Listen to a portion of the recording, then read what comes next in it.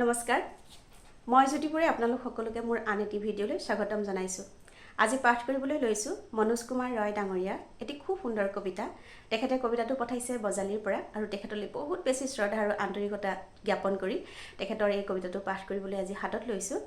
আৰু ইয়াত যদি ভুলভ্ৰান্তি হৈ যায় আপোনালোকে মোক ক্ষমা কৰিব আৰু দাদাৰ ওচৰতো মই ক্ষমা বিচাৰিছো। কবিতাটো মোৰ মুখস্থ নহল, মই এফালে গৈছিলো, এতিয়া মাত্ৰ ঘৰত সোমাইছো।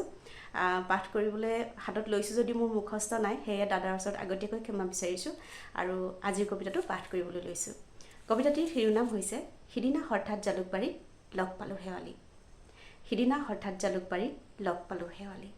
কবি মনোজ কুমাৰ ৰয়। সিদিনা হঠাৎ জালুকবাৰীত লগ পালো শেৱালি। আজিকালি শেৱালিৰ শিৰত সেন্দুৰ, সেয়েহে লগতে আছে তেওঁৰ গৰাকী আৰু থুনুক থানাক মাত ওলোৱা এটি কণমানি কেঁচুৱা। পুৰণি চিনাকিৰ খাতিৰতে মই তেওঁক সুধিলো, কুশলে আছানে শেৱালি? চকুৰ ভাষাৰে তেওঁ ক'লে যেন তেওঁ কুশলে থকা নাই তেওঁৰ স্বামীৰ সৈতে।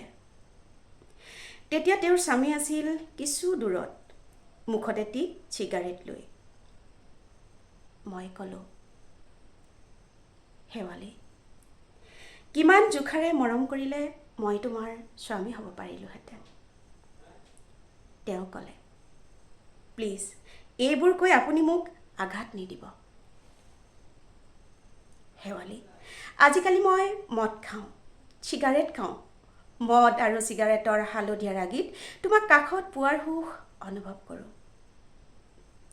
হঠাৎ দেখিলোঁ চকু পানীৰে সেমেকি উঠিছে তেওঁৰ কাজল চকুজুৰি। মই ক'লো, আজিকালি মই পাগলৰ দৰে ঘূৰি ফুৰোঁ। জালুকবাৰীৰ পৰা কাছাৰীলৈ, কাছাৰীৰ পৰা চিৰিয়াখানালৈ, চিৰিয়াখানাৰ পৰা গণেশগুৰিলৈ, হঠাৎ ক'ৰবাত তোমাক লগ পোৱাৰ হেঁপাহত। বাধা নাই মোৰ বাবে ৰ'দ বতাহ বৰষুণ ধুমুহা বজ্ৰপাতৰ, নাই মোৰ বাবে দিন ৰাতি এন্ধাৰ পোহৰ। প্ৰতিখন বিহুৰ পেণ্ডেলত, প্ৰতিখন পূজাৰ থলীত, কবিতা সন্মিলন, গ্ৰন্থমেলা, চিনেমা হলৰ ভিৰৰ মাজত মই বিচাৰি ফুৰোঁ তোমাক।